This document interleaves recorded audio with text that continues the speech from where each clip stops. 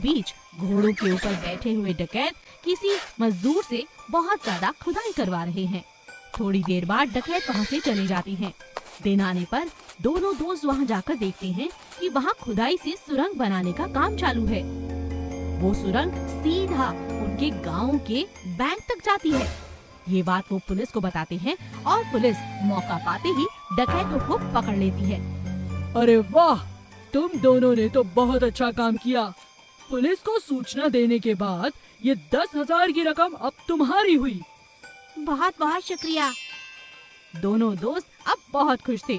डकैत उनसे कहता है, हाँ, तुम दोनों की वजह से मेरा सारा प्लान खराब हो गया।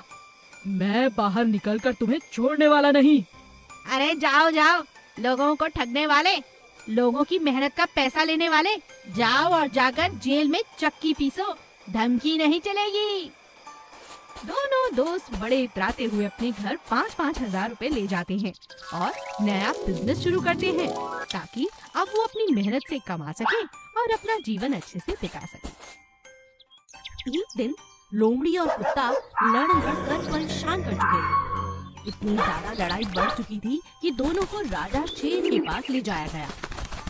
राजा शेर बहुत गुस्से में आ जाता है और लोमड़ी और कुत्ते से पूछता है, बात क्या है? इतना झगड़ा आखिर क्यों? क्या हुआ है लोमड़ी? लोमड़ी राजा से कहती है, महाराज क्या बताऊं, ये जो कुत्ता है ना, ये हर रोज मेरे आम खा जाता है। मैं जगह जगह से बहुत सारे मीठे मीठे आम तोड़ कर लाती हूँ और ये मेरे सारे आम खा जाता है और कहता है कि इसने ऐसी चोरी नहीं की, बल्कि मैंने इसके आम चुराए हैं। नहीं नहीं महाराज, ये झूठ बोल रही है। मैंने इसका कोई आम नहीं चुराया, बल्कि इसने मेरे जमा किए हुए सारे आम खा लिए हैं, एक भी नहीं छोड़ा। मैंने इसे रंगे हाथों पकड़ा है महाराज, इसीलिए झगड़ा कर रहा हूँ। बहुत मेहनत लगती है आम ढूंढने में। ये तो लोमड़ी है, मैं तो कुत्ता हूँ। भला मुझे आम तोड़ने में भला सोचिए कितनी दिक्कत होती होगी ना। राजा शेर दोनों की बात सुनते हैं, लेकिन कौन सच कह रहा है ये सोचने में बहुत परेशान हो जाते हैं। तभी उनकी नजर कबूतर पर पड़ती है और वो कबूतर से कहते हैं, अरे बोलो कबूतर, तुम्हारे पास इस बात का कोई हल है? बहुत आसानी से महाराज, आप मेरे साथ जादुई पेड़ के पास चलिए, इन दोनों को वहीं लेकर चलते हैं। वहाँ पर दूध का दूध और पानी का पानी हो जाएगा। वहाँ पर जादुई आम लटके हुए हैं।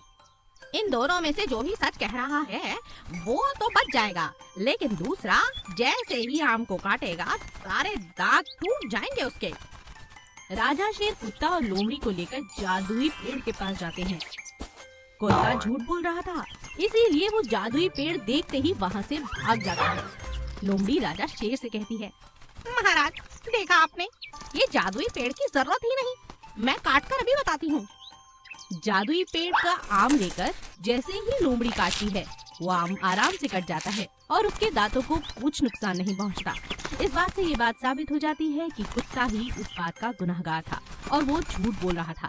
इसीलिए हमें कभी झूठ बोलकर दूसरों पर इल्जाम नहीं लगाना चाहिए। जंगल के पास एक छोटा सा नन्हा सा खरगोश रहा करता था, जिसका नाम था राजू। राजू बहुत ही मजेदार बातें किया करता था। उसका दिमाग इतना तेज था कि कोई बातों में उसे हरा नहीं पाता था।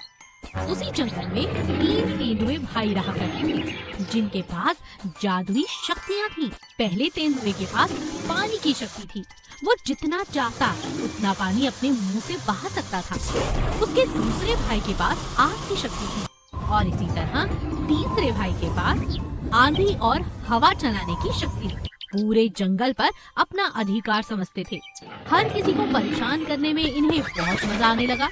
एक दिन एक चौथे तेंदुए ने इन तीनों तेंदुओं से कहा, अरे तुम लोग जंगल में हर किसी को परेशान करते हो, जाकर शहर में कोई नौकरी क्यों नहीं कर लेते? सर्कस वाले तो तुम्हें झट से रख लेंगे। उसकी ये बातें सुनकर तीनों जादुई तेंदुओं को बहुत बुरा लगता है। ये बात छोटा सा प्यारा सा राजू खरगोश समझ जाता है। राजू खरगोश तीनों भाइयों से कहता है, मैं समझता हूँ आज तुम्हारी बहुत ज्यादा बेइज्जती हुई है। ये चौथा तेंदुआ आकर तुम तीनों की यूं ही बेइज्जती कर चला गया। मगर एक बात तो बताओ, उसने कुछ गलत नहीं कहा। अगर तुम अपनी शक्तियों का सही तरीके से इस्तेमाल करो तो जंगल के लोग ना तो तुम्हारा मजाक उड़ाएंगे, ना ही तुमसे डरेंगे, बल्कि तुम्हें प्यार करेंगे। खरगोश की बातें सुनकर तीनों तेंदुओं में से सबसे बड़ा तेंदुआ उससे कहता है, मगर ये कैसे संभव है खरगोश, तुम ही बताओ। मैं बताता हूँ। देखो, अगर खूब पानी बहेगा तो मैं बिल में चला जाऊंगा, अगर बहुत हवा चलेगी तो मैं बिल में चला जाऊंगा, और अगर बहुत आग भी लग गई तो भी मैं बिल में जाकर खुद को सुरक्षित कर सकता हूँ। मगर अगर जंगल में आग लग गई तो पानी से कौन बुझाएगा, और अगर जंगल में आंधी आ गई तो भी तुम ही तो हो जो उसे रोक सकते हो। और हाँ, अगर बहुत ज्यादा पानी भी आ गया तो भी अपनी हवा और अग्नि के सहारे बहुत सारी मदद ऐसी हैं जो जंगल के जानवरों के लिए आप कर सकते हैं। जरा सोच कर देखो, हम जैसे छोटे छोटे जानवर अपनी जान बचाने के लिए इधर उधर भागते हैं, तुमसे भी बचते हैं, मगर तुम्हारे पास अनगिनत जादुई शक्तियाँ हैं जिनसे तुम लोगों की मदद कर सकते हो।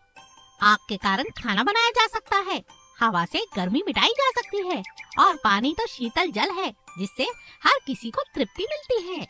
खरगोश की इतनी प्यारी और मीठी बातें सुनकर तीनों तेंदुओं को समझ में आ चुका था कि वो अपनी जादुई शक्तियों का गलत इस्तेमाल कर रहे हैं।